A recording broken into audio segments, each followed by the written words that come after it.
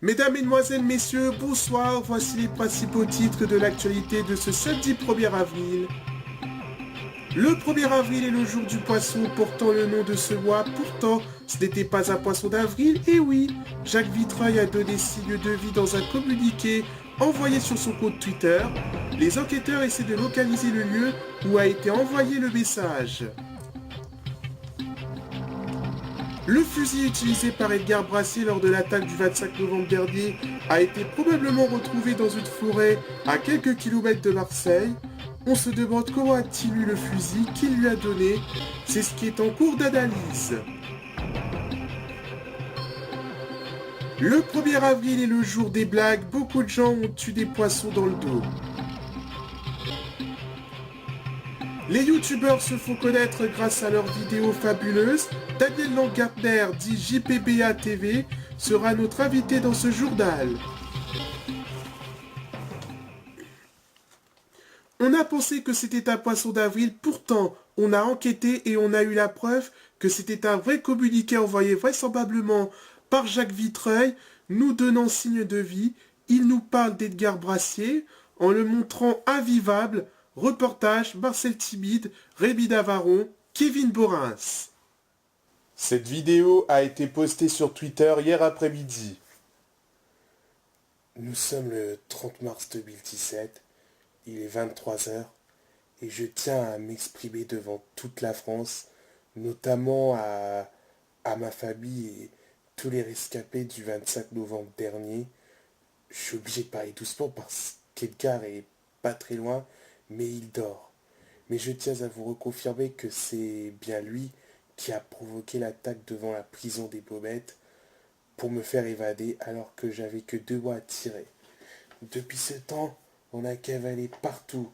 On est en Bourgogne, dans l'Aube, là on est quelque part en Île-de-France, mais je ne peux pas vous dire où.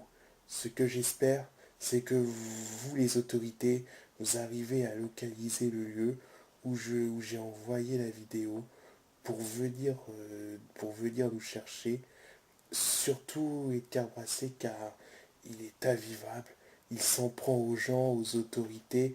Il a même braqué de bijouterie le 3 mars dernier à Meaux.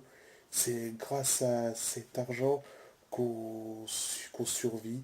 J'aurais dû me rendre ces 4 derniers mois, mais j'ai l'impression qu'indirectement, il me prend en otage. J'ai peur de lui. Il est très dangereux. Il a même tiré sur des chats et sur le pied d'un vieux monsieur.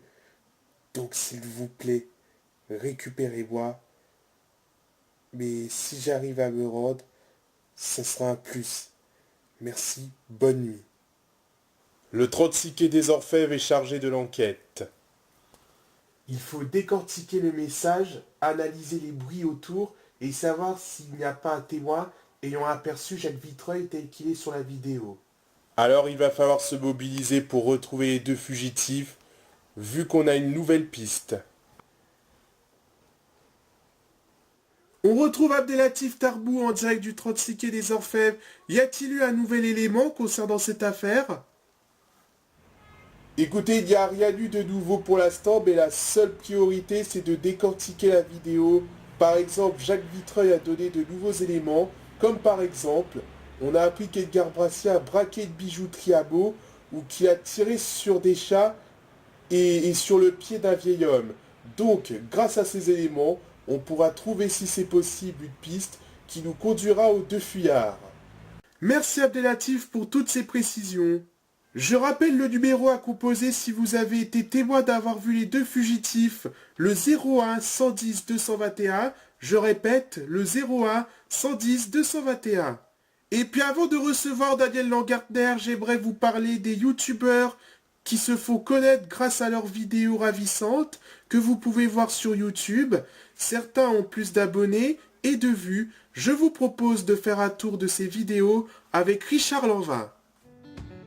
Il passe du temps à faire ses vidéos, comme CNews qui va arrêter sa chaîne le 1er juillet prochain. Il utilise des Lego en reprenant l'émission Le Grand Journal, Venu dans qui le s'est grand arrêté journal le 3 mars du dernier. mercredi soir. Donc ce soir, il y aura un live inédit dans le grand journal, et bien sûr des guignols inédits, et aussi des duplex, et bien sûr le envoyé spécial en Guyane.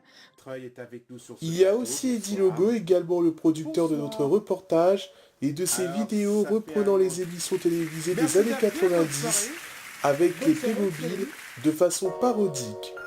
Reproduction de jingle pub.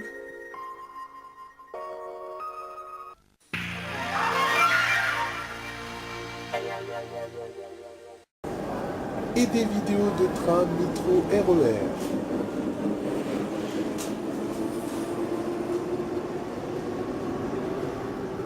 Moi, j'essaie de me faire connaître en donnant du plaisir, d'autant plus que ma chaîne tourne autour des différents domaines de mes abonnés. Il y a aussi des youtubeurs qui s'intéressent au train, métro, RER.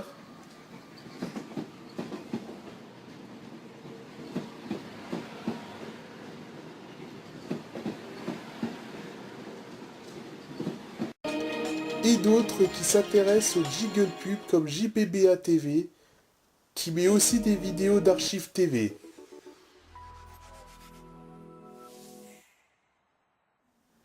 Notre invité de ce soir, JPBA TV, bonsoir. Bonsoir. Alors JPBA TV, que pensez-vous de vos abonnés?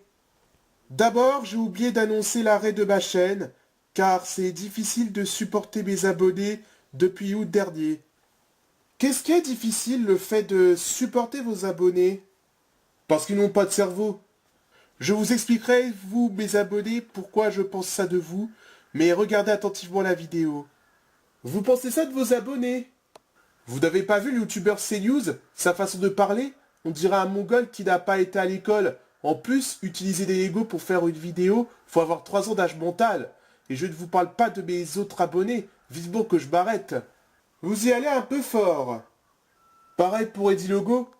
C'est à toi qui produis la vidéo, je te le dis en face, je déteste tes vidéos. T'aurais jamais dû t'abonner à ma chaîne. Ne commente plus mes vidéos. Vous allez l'arrêter quand, votre chaîne?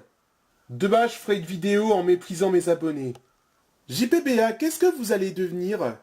Je vais m'épanouir. Pourquoi vous faites ça? Je vais vous dévoiler l'autre raison pourquoi je veux me débarrasser de vous, chers abonnés. On est le 1er avril.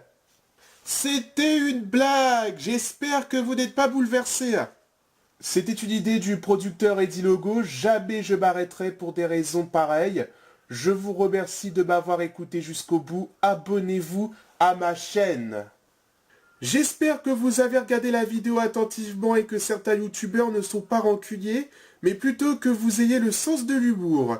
C'est ainsi que se termine ce journal, merci de l'avoir suivi. Je rappelle la principale information, Jacques Vitreuil a donné signe de vie.